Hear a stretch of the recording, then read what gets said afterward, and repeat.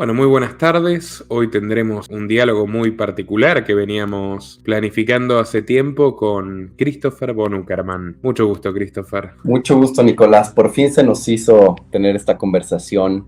Quiero, antes que nada, felicitarte por todo lo que estás haciendo. Despertar conciencia, la libertad del ser humano, que es algo que siempre he soñado. Muchos lo ven como una utopía. Yo sí lo veo como el proceso espiritual del ser humano y tengo certeza de que vamos a llegar a ese punto. Así que te felicito.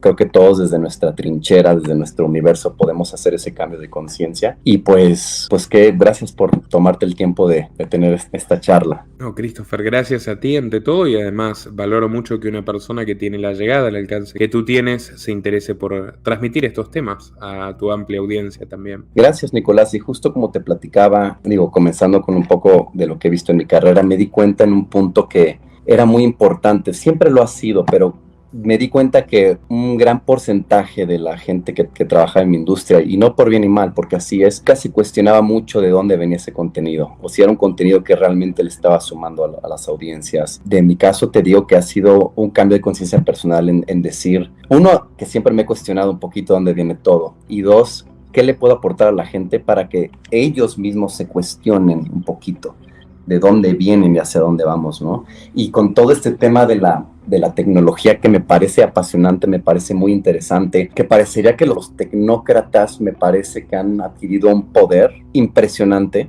a nivel mundial. Comenzando con esta pregunta que te tenía es, en esta era de la automatización, ¿piensas que la tecnología puede coexistir con esa libertad que anhela el ser humano y ese crecimiento? ¿Pueden vivir de la mano? ¿Pueden coexistir realmente en paz, sin que esta herramienta, que puede llegar a ser un arma de doble filo, termine matándonos? Pues es una pregunta muy interesante, porque nuestra relación con la tecnología es al mismo tiempo ambivalente y obligatoria. ¿Por qué es obligatoria? Porque bueno, ¿qué es lo que nos diferencia del resto de los animales? Que aprendimos a trabajar con herramientas, que aprendimos a modificar nuestro entorno y a servirnos del resto de la naturaleza para prosperar. Pues nosotros no somos ni más veloces, ni más fuertes, ni mucho menos que el grueso del resto de las especies.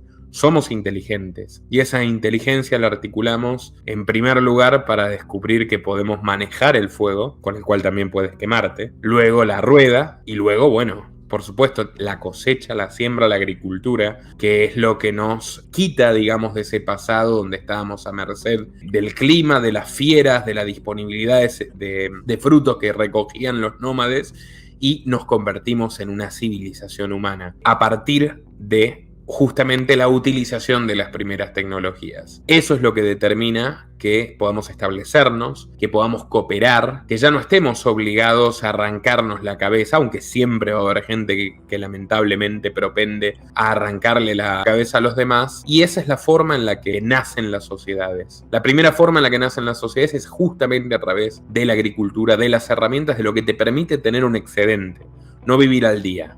O sea, la institución de la propiedad y la cooperación expresada a través del mercado. Luego, cuando tú ya tienes eso, cuando tú ya tienes un grupo de personas establecidas en un lugar, esto lo escribe muy bien el sociólogo alemán Franz Oppenheimer, que investigó mucho sobre el surgimiento de todas las civilizaciones, cuando ya existe esa comunidad, que es mayormente pacífica, surgen algunos listillos, por decirlo de alguna forma, que te dicen, pero cuidado, existen muchos peligros allá afuera, así que ¿qué tal si a nosotros nos mantienen con su trabajo y nosotros a través de estas espadas los protegemos?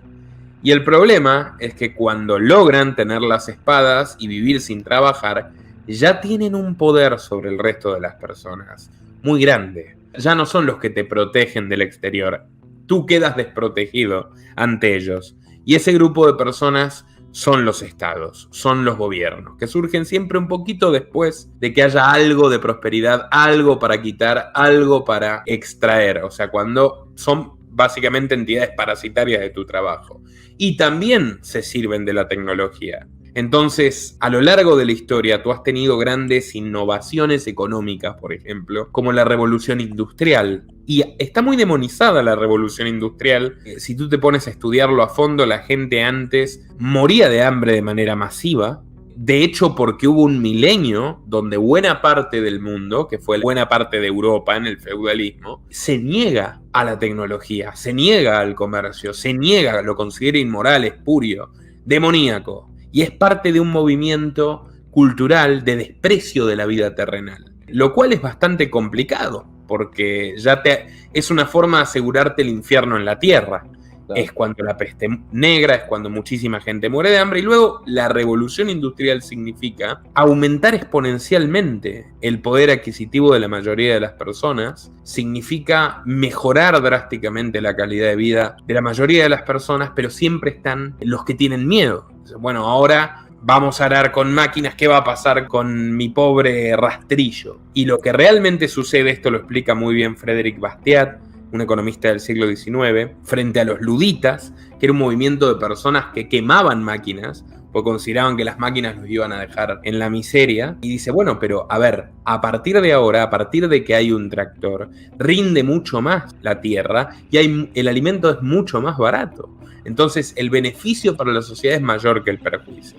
Ahora, ¿qué sucede? Hemos avanzado a un punto donde esta ecuación ya no está tan clara, porque en las últimas décadas los poderosos, aquellos, digamos los descendientes, de una forma metafórica, de aquellos que por primera vez tomaron una espada y comenzaron a depredar a sus semejantes, están concentrando el poder de la tecnología, de esta cuarta revolución industrial, como lo llaman, que en realidad es una revolución antiindustrial, que es lo que la automatización del trabajo y la inquietud que me planteabas, a un grado donde esto se vuelve contra nosotros de manera clara en varios ámbitos. Un ámbito es el de la privacidad, ahí tienes a Edward Snowden, todo lo que demostró sobre el proyecto Prisma, el espionaje masivo al cual nos someten a través de estas redes, que como tú dices son armas de doble filo, porque todavía nos permiten hacerle llegar este mensaje a la gente, pero también nos muestran el látigo cuando nos pasamos de raya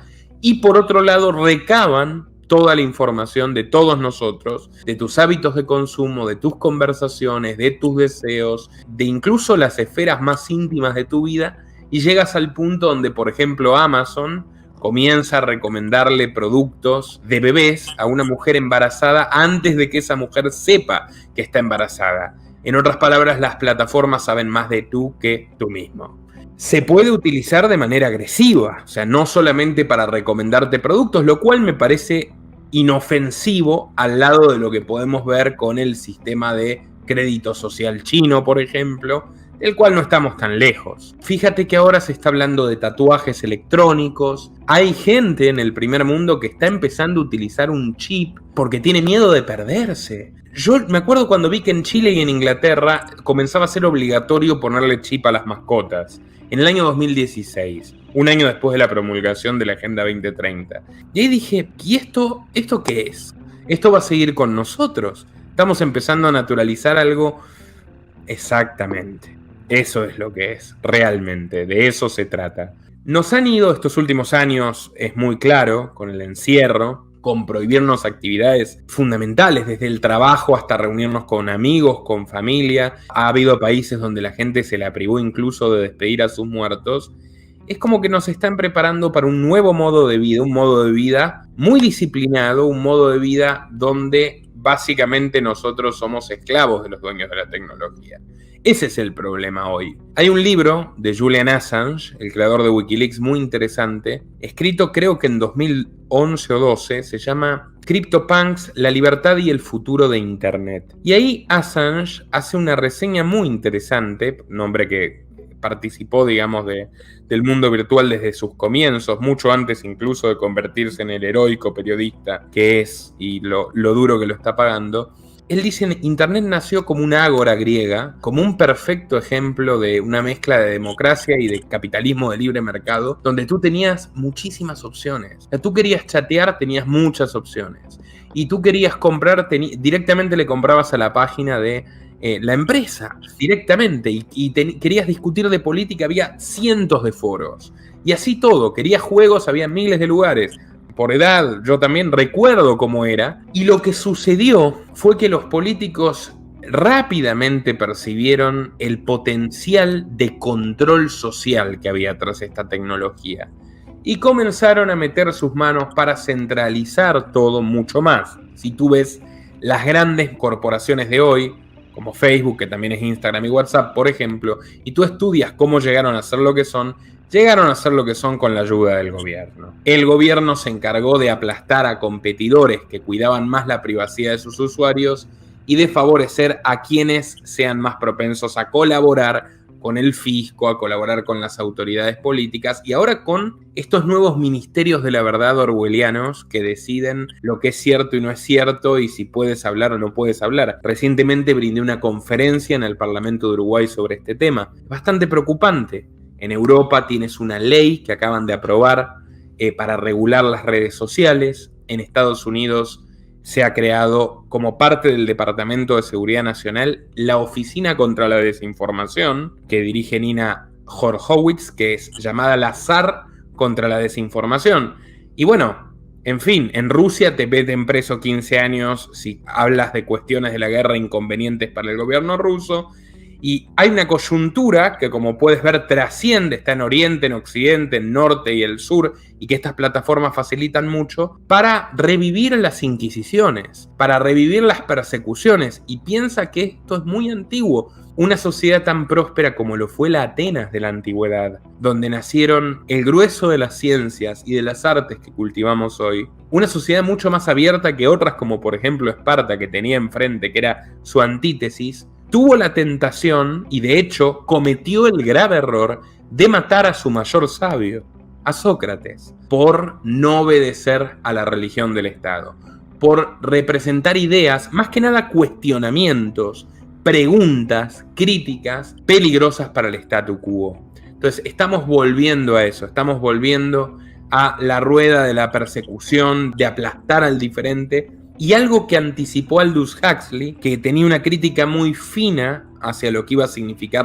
el cientificismo, una vida extremadamente entregada a la tecnología, en lugar de utilizar la tecnología como herramienta, terminar siendo nosotros esclavos de la tecnología. Y Aldous Huxley decía que los necios terminarían no rebelándose contra sus cadenas, sino pidiéndolas a gritos, venerando sus cadenas. Y lo que hoy sucede es que te da mucho confort, mucha tranquilidad, tienes mucho menos esfuerzo intelectual, moral, todo es más simple a través de internet o de la tecnología, y tú vas cediendo autonomía. Ahora hay gente que tiene las cerraduras conectadas a internet, así que la próxima vez que los políticos quieran encerrarte, apretarán un botón y ya te encerrarán directamente. O los autos sin chofer, cuyo riesgo es que el día de mañana, cuando se generalicen, los autos te lleven a donde ellos quieran, o donde, mejor dicho, la compañía quiera o el gobierno quiera llevarte, y no a donde tú quieras llevar. Y si terminas conectando tu cerebro, que es la idea de Neuralink, a las máquinas, o tuneando tu cuerpo tecnológicamente para tener más skills, como si fueras un androide, que lamentablemente son temas que hoy ya están sobre la mesa y que realmente ameritan una discusión mucho más profunda de la que estamos teniendo, ¿qué va a ser del libre albedrío? Así que creo que esos son los cuestionamientos que hoy tenemos que hacernos. Tenemos que pensar que la tecnología, en la medida que es una demanda espontánea, y termino con esto, en la medida que es algo que tú pides para solucionar problemas, está muy bien. Ahora, ¿qué sucede cuando es algo impuesto forzosamente? Porque cuando nos encerraron organismos internacionales y nacionales, estatales, financiados por las personas que duplicaron su fortuna a partir de esto. ¿Y por qué duplicaron su fortuna? Empobreciendo a la humanidad, destruyendo puestos de trabajo, cientos de miles de empresas competitivas. Solo en la Argentina, por ejemplo, 22.000 empresas cerraron. ¿Por qué se enriquecieron? Porque nos vimos obligados a demandar más computadoras, más teléfonos, que los que pudieran lleven su trabajo de la oficina a la casa y los que no quedan descartados. Y ese es el trasfondo del gran reinicio. Es un mundo donde todo está más concentrado, donde todo está más controlado y donde hay, bueno, una estricta planificación que ya la hemos visto en forma de socialismo, de nacionalsocialismo y de momentos muy oscuros y trágicos de nuestra historia que lamentablemente parece que olvidamos. Y como decía Mark Twain, la historia no se repite, pero rima. Es muy interesante, ¿no? Y hasta llegar al punto de abolir, ¿no? La propiedad privada y todo, es una locura. Pues me suena un plan integral, es jugar a ser Dios y eso es muy peligroso. Realmente están jugando a ser Dios, y es muy fuerte eso. ¿A qué crees que se debe a que hayan personas que, sin importar el nivel socioeconómico, cultural, educativo, puedan ver detrás de las cortinas de todo lo que está ocurriendo y hay gente que simplemente se identifica con ellas? ¿Qué diferencia una persona de otra en ese sentido? Bueno, es como la alegoría de la caverna de Platón, que en realidad, tú me lo comentabas hace un ratito, la propia etimología de la palabra verdad, en griego aletheia, significa descubrir el velo. Existe una fuerte idea, te diría subyacente, en el modo de pensamiento occidental, que es que en realidad la verdad se trata de quitar los obstáculos que hay entre tú y la verdad. La verdad no es una construcción, como nos dicen actualmente los posmodernos.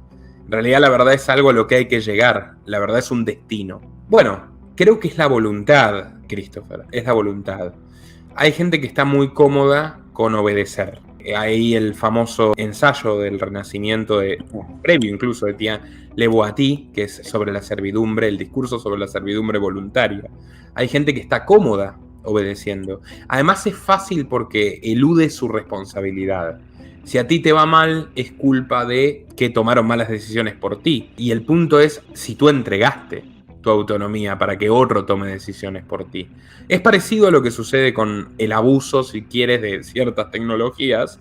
Entonces hay gente que está cómoda obedeciendo, otra mandando. Y los que no mandan quieren mandar. Muchos quieren obedecer para luego mandar. Y es una pulsión de poder, es la pulsión de los que originalmente, vuelvo al inicio, tomaron la espada y terminaron convirtiéndose no en defensores, no en guardianes, sino en captores o verdugos de sus congéneres, de su prójimo. Y ahora, por otro lado, tienes a las personas que preferimos la libertad, preferimos elegir por nosotros mismos. Sí. Y la libertad no es refugio, es intemperie. La libertad es riesgosa. Cuando tú eliges ser libre y seguir el camino de la cooperación, del intercambio, de ofrecerle a otro algo que él quiera en vez de robarle por la fuerza lo que tú deseas que él tiene, o sea, si tú eliges el camino del mercado en lugar del camino de la imposición política, que es el que hoy están eligiendo todos estos tecnócratas, si tú eliges ese camino, el de la cooperación libre, el de la solidaridad, que si no es espontánea no es solidaridad, o sea, esto de ayudar a los demás con dinero robado a otro no es solidario en absoluto. No. Bueno, si tú eliges ese camino, tienes riesgo de fracasar mucho. De hecho, cualquiera que emprenda sabe, cualquiera que trabaja, tú en tu carrera, cuántos proyectos uno ha tenido en su vida que no salieron como queríamos. Pero de esas derrotas viene el aprendizaje y el éxito al que tú llegues lo disfrutas muchísimo más que si te lo dieron en bandeja o que si lo repartieron equitativamente, que no es éxito. Entonces tienes personas que deciden enfrentar la vida, abrazarse la vida, pues son las dos cosas al mismo tiempo, enfrentar sus desafíos y amar esos desafíos y decir, yo quiero ser arquitecto de mi propio destino, yo quiero decidir por mí mismo, no por los demás. Como decía Spencer, la educación es formar a las personas para que se gobiernen a sí mismas, sí, no para ser gobernantes ni gobernados. Y luego tienes a las otras personas, las que dicen, bueno, yo simplemente me acomodo a lo que me digan y denme algo de seguridad. Es la ilusión de seguridad. Bueno, te aseguramos que vas a tener una pensión para cuando seas viejo y que si te enfermas el gobierno te va a cuidar y que si esto, y que la tecnología te hará todo fácil. Pero tú ya no tienes autonomía. Tú ya no puedes ser tú tienes que ser la persona que te piden los demás que seas, que te exigen los demás que seas. Y has desperdiciado tu paso por este mundo. Bueno, entonces yo creo que están esas dos clases de personas y es una lucha muy antigua, porque los que queremos ser libres podemos tolerar a los demás, pero los que quieren mandar no pueden tolerar a los que queremos ser libres. Y en esta pugna tan antigua entre Cartago, una civilización mercantil, y Roma, un imperio militar, entre Atenas, una civilización fundamentalmente mercantil y por eso se permitió y pudo pagar tanta investigación y tanto conocimiento, y Esparta, una sociedad totalmente invasiva, opresiva, comunista, donde no hay lugar para el individuo ni para el diferente, al que lanzan por un acantilado directamente. Es la misma pugna que vemos hoy, es la pugna entre los que quisieron imponer el socialismo soviético y quienes dijeron prefiero morir antes que tú te quedes con lo que es mío, antes de que separes a mi familia antes de que me obligues a trabajar en lo que no quiero. Y ahora, bueno, el socialismo, esta idea colectivista, autoritaria, de planificar todo lo que hacemos, se llama Gran Reinicio, se llama Agenda 2030, se disfraza con las mejores intenciones, que quién podría discutir, ¿no? Terminar con el hambre, fomentar la igualdad de género, lograr que los ríos no se contaminen y el desarrollo sostenible, pero el trasfondo detrás de todo esto es: te quitaremos todo cuando queramos en el nombre del bien común, y el bien común somos nosotros. Totalmente. De pocos. Totalmente, Nicolás, y fíjate que me acaba de llegar algo, y es impresionante cómo yo constantemente me gusta escribir pues decretos, me pongo, voy a conquistar mi vida, voy a conquistarme, voy a seguir creciendo, voy a ser líder en mi propia existencia, conquistar mis valores humanos, ¿no? Y seguirlos trabajando. Cuando no se vive en la verdad absoluta, digo, no tengo la verdad absoluta, pero sé como tú dices, hay un concepto incluso cabalista que le llama el pan de la vergüenza, cuando te ganas algo pero no fue a través del esfuerzo, dejas espacios para el miedo, dejas espacio para todo eso negativo. Pienso que alguien que no se conquista se deja engañar fácilmente con esta hipersensibilidad que hay en todo lo que existe ahorita. Hay una hipersensibilidad tremenda. Yo te voy a dar un ejemplo. Yo soy vegano desde hace 8 años. Vegetariano, luego me convertí a vegano. Jamás le impondría a alguien. Yo no sé si es para todos, pero en mi universo a mí me ha funcionado. Entiendo que hay agendas que quieran llevar todo hacia el veganismo y hacia otras cosas. Tampoco se trata de eso. Es una línea muy delgada en la que hay que cuestionarse. No sé qué piensas, que todo es hipersensible. Si yo hablo, juicio. Entonces ese es el problema de no conquistarse uno mismo. Se empiezan a señalar, se empiezan a echar culpas, luego tienes a esta persona que inyecta en un país dinero porque se empieza a hacer una cortina de engaños y creo que me enfocaría en esto, ¿no? En la hipersensibilidad, y cuando no estás en tu centro, cuando no estás en tu verdad, es muy fácil irte con la marea y terminas hundiéndote. Es que es lo que produce no ser dueño de tu vida y no querer hacerte responsable de tus decisiones.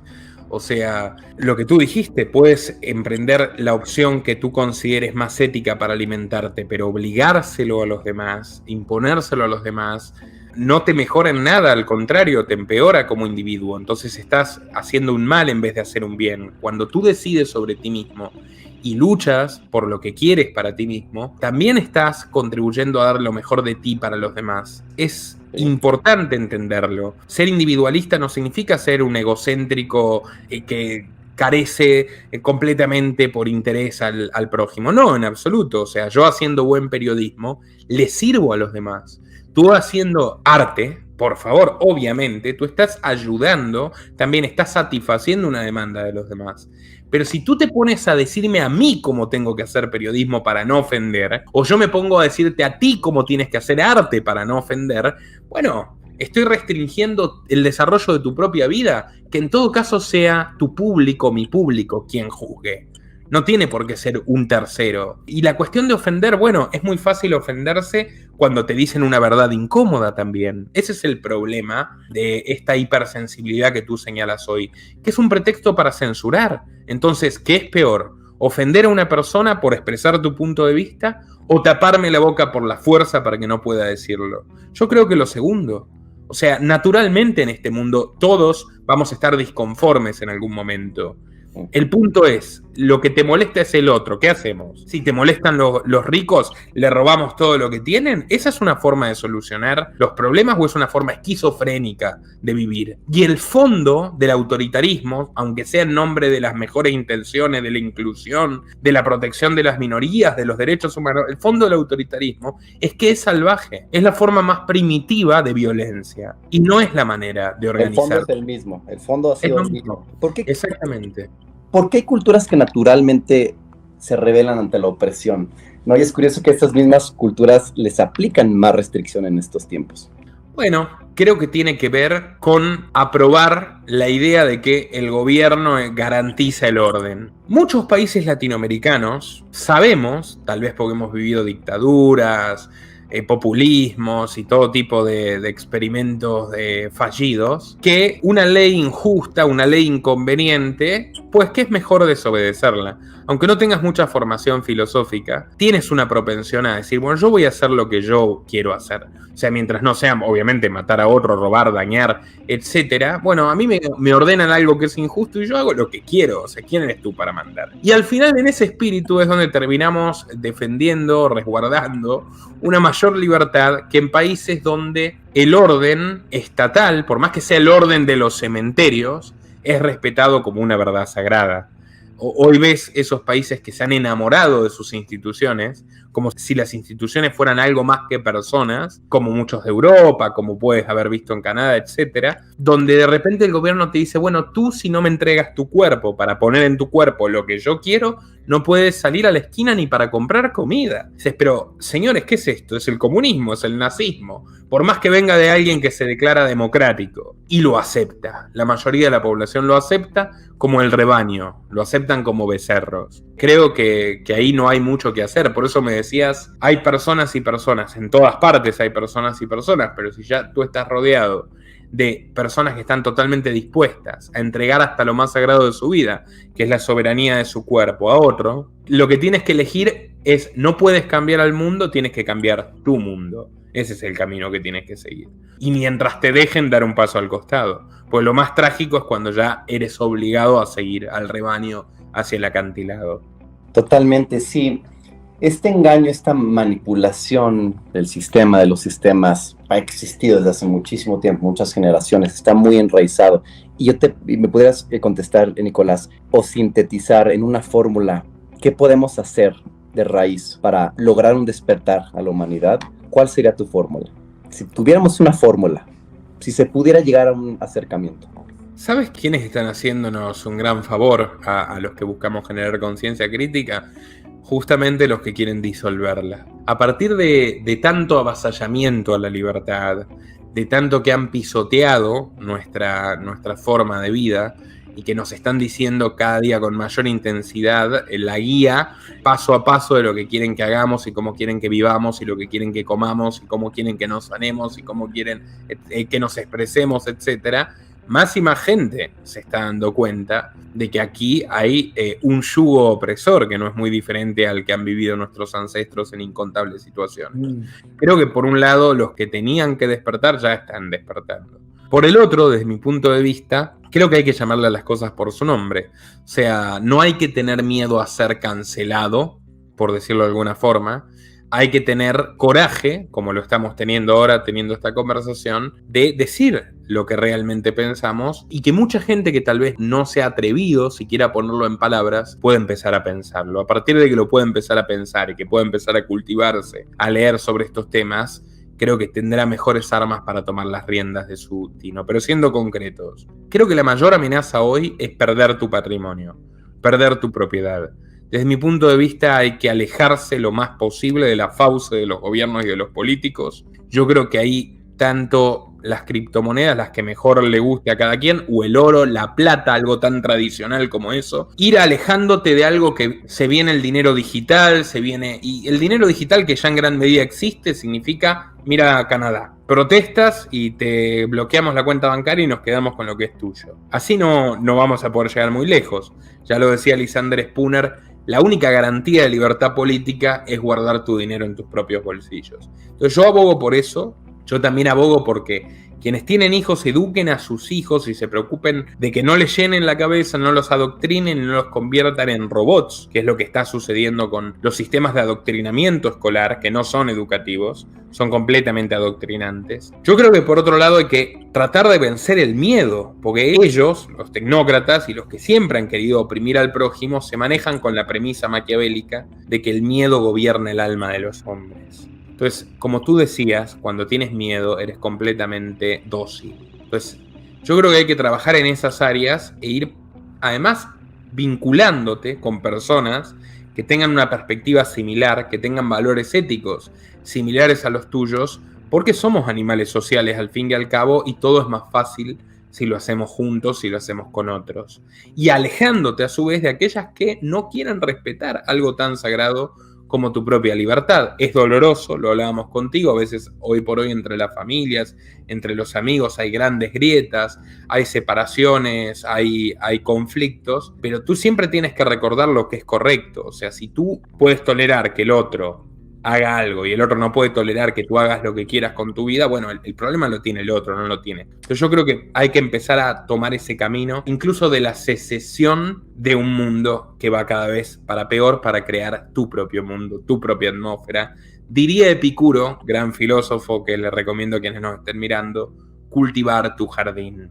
Es que es curioso porque siento que hay personas que tienen, llamémosle sabiduría o este conocimiento, esta intuición de lo que ocurre a nuestro alrededor, que la tienen mucho más integrada. Tal vez hay personas que les cuesta un poquito más integrar esa parte, ¿no? Y eso permite que los miedos gobiernen, ¿no? En su ser, en su autonomía, que volviendo a la era de la automatización, pues cedemos nuestra autonomía, entonces por supuesto que todo lo externo, todo aquello que es egoísta, todo aquello que no se preocupa por nuestros valores, se agarre de ahí, ¿no? Hasta quitarnos, y qué fuerte pensar en el tema de la conciencia y la tecnología que intervenga en esto, que es lo más valioso que tenemos para operar aquí, para poder comunicarnos y decir, ¿sabes qué? Ya no importa, ya no importa tu autonomía.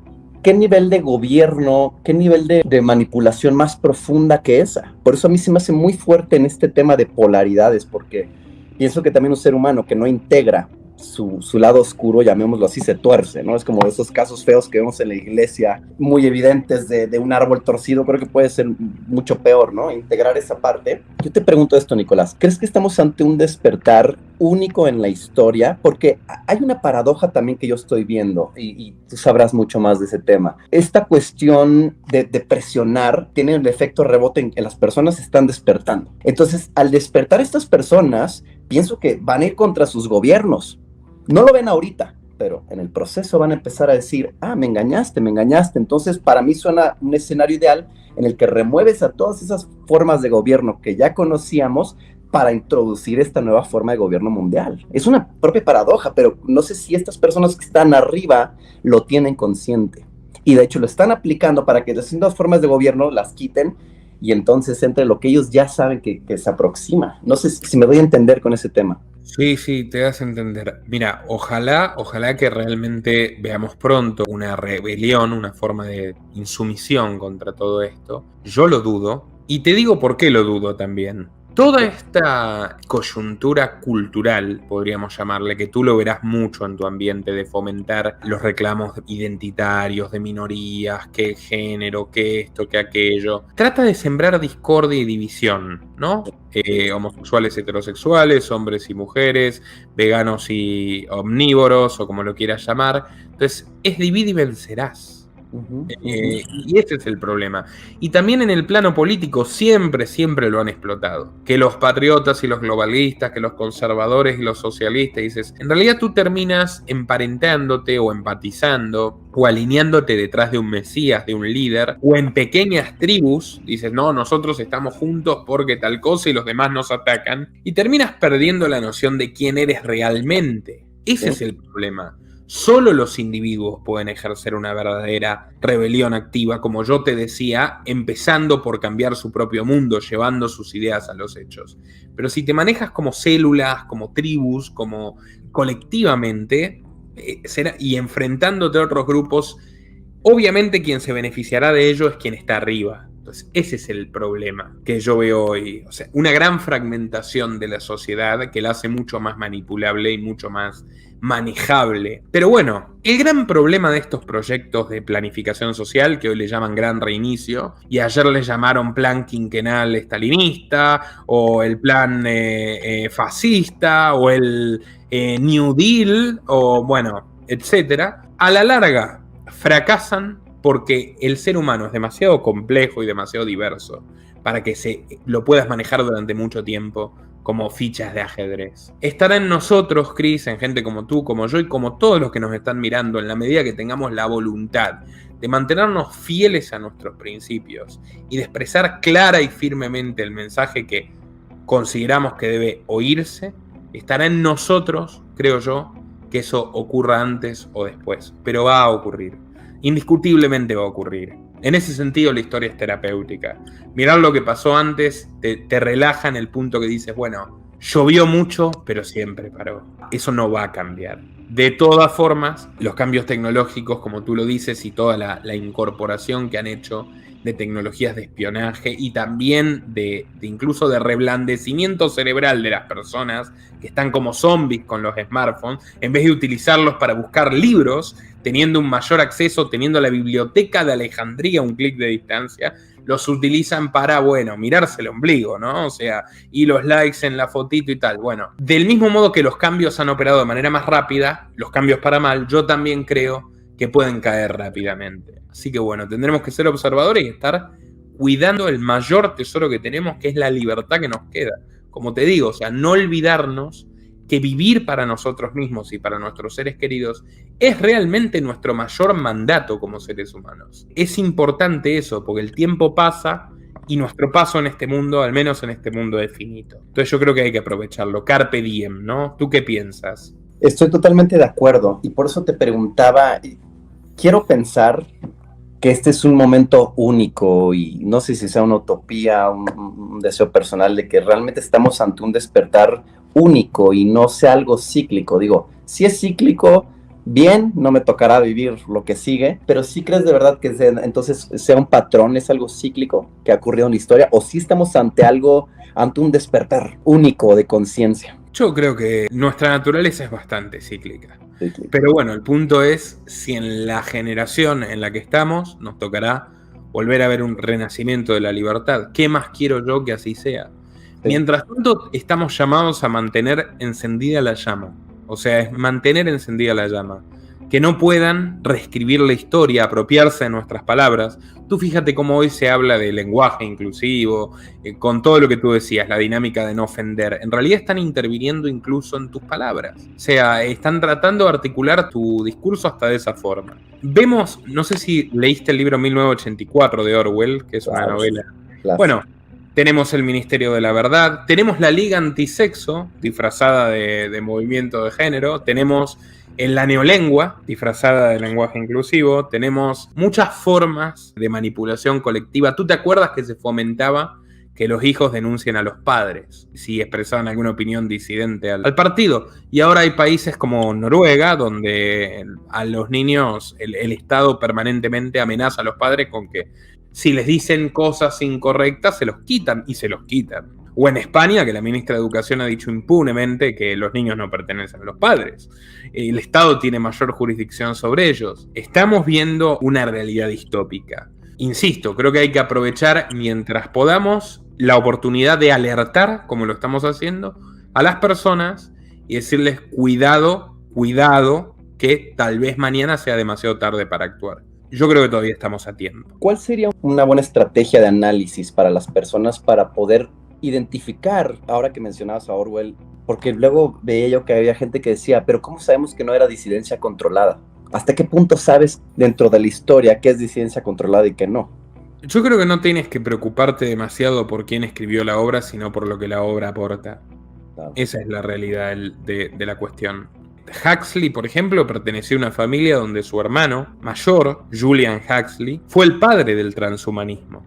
Literalmente fue el que ideó la idea de mejorar artificialmente, de acelerar la evolución humana, que es claramente un seremos como dioses, es una visión bastante, podemos decir, presuntuosa de lo que pueden hacer los hombres. Julian no tenía esa perspectiva. Julian decía, este muchacho está equivocado. Y de esa riña, esa rencilla entre hermanos, tú tienes al entusiasta del gobierno mundial, que de hecho fue, no sé si sabías, el hermano de Huxley, Julian Huxley, fue el fundador de la UNESCO, el Ministerio de Educación del Mundo, como la OMS, el Ministerio de Salud del Mundo, fue el primer director de la UNESCO, y bueno, en fin, y un entusiasta de reducir a la población, todas estas manipulaciones de ingeniería social extrema, para que el mundo encaje con tus ideas, en lugar de que tus ideas se adapten a la realidad. Ese es el problema del relativismo, ¿no? Decir, bueno, entonces yo puedo modificar todo para que encaje con mis dogmas. Bueno, y el otro, Aldous, dijo, no, cuidado. Y escribió un libro para advertirnos de lo que podía llevarnos este peligro que él veía expresado en su propia familia, por más que sean dos hermanos que eventualmente se quisieran y se llevaran bien. Ahora, olvidémonos de las personas. Las personas muchas veces dicen bastante de la obra, sus vidas, etc. Si nos centramos en lo que escribieron Orwell o Huxley, podemos ver que ellos tenían inquietudes que seguro en su momento les habrán dicho es demasiada fantasía. O sea, estás imaginándote cosas, o habrá gente que nos escuche y dice, yo no veo nada de esto de lo que estás planteando. Y tal vez en unos años digan, no estaban tan locos Uckerman y Moraz, ¿entiendes? Bueno, desde mi punto de vista, yo creo que desde mi subjetividad, hay que leer a los autores que han defendido la libertad. Yo recomiendo leer Sin traición, La Constitución sin autoridad, de Lysander Spooner. Pocas páginas, muy fluido, y te despierta de la Matrix de que el Estado está ahí para defenderte. El hombre contra el Estado, de Spencer. Lo que se ve y lo que no se ve, de Bastiat, para entender sin un solo número, con una prosa deliciosa, lo básico de la economía y por qué todas estas planificaciones y estas intervenciones que declaran buenas intenciones, en el fondo lo que hacen es quitarte, expoliarte, oprimirte. Breve historia de la economía. Bueno, creo que hay que empezar a tratar de educarse en la idea de defender la libertad y la soberanía individual por sobre todo. En el sitio de la plataforma educativa que dirijo, Academia Libertaria, en la biblioteca pueden encontrar muchos libros en este sentido. El de Oppenheimer que mencioné sobre el Estado, La sociedad desescolarizada, Némesis médica, 2 libros de Iván Illich, un personaje muy interesante sobre la educación, sobre la salud, para que empecemos a despertar y dejemos de estar convencidos de que todo tiene que estar delegado a los políticos y a los gobiernos, que es la forma en la cual nos hemos convertido en prisioneros de las instituciones. En lugar de servirnos de ellas, ahora nosotros somos sus esclavos. Pues al final del camino tengo fe, Nicolás, que no sé si nos tocará verlo, pero tengo fe de que todo va a estar bien y que en este despertar vamos a encontrar la unidad, de las personas dejen de vibrar en ese miedo. Yo luego digo a las personas que están asustadas ante esta situación global, ¿por qué tenerle tanto miedo a la muerte? Respeto sí, es diferente, yo respeto la muerte, pero si vivo en miedo es una paradoja negativa para mí. Quiero disfrutar de la vida, ¿no? Quiero vivir la vida. Y para mí, desde pequeño, lo que me han inculcado siempre ha sido conquistarme, lo que te decía, conquistar mis valores, seguirlos trabajando, y me encantaría ver un mundo en el que la gente tampoco se juzgue, se permita a esta sociedad vivir el proceso espiritual, porque no lo hacemos tampoco. Alguien comete algo que va en contra de los valores, la moral de la sociedad, o lo que te dice la sociedad que está bien o mal, y lo metes a la cárcel, o hay un juicio directo. Pienso que hay que darnos la oportunidad también de trascender y saber que somos luz y sombra, pero darnos la oportunidad de aceptar esa luz y sombra y crecerla y trascenderlo. Así que bueno, al final nos tocó vivir una época de la historia muy interesante. Yo siempre doy gracias, a pesar de pasar luego momentos difíciles con todo lo que se está viviendo. Para mí es tener mucha paciencia y saber que somos agentes de cambio y que podemos aportar, trabajándonos a nosotros mismos, ser el ejemplo. Pienso que para mí es lo más importante, y una vez que integro algo que yo desconocía, puedo ser ejemplo para otras personas. Así que te felicito mucho, Nicolás, por todo lo que estás haciendo, y espero que podamos tener más pláticas. Ahí seguiré viendo tus videos y seguiré compartiendo para despertar a más personas, y ojalá pronto puedas venir a México, porque te necesitamos aquí también. Bueno, me encantaría, Christopher. Muchas gracias por la valoración que haces de mi trabajo y por el interés en escucharme. Se nota además tu sincera convicción en todo lo que planteas, así que un gran abrazo desde el sur. Gracias, Nicolás. Todo va a estar bien, lo sabemos. Y se le ha puesto precio a su cabeza por haber cometido esa... Ya lo cortaron. Te están cortando, Nicolás.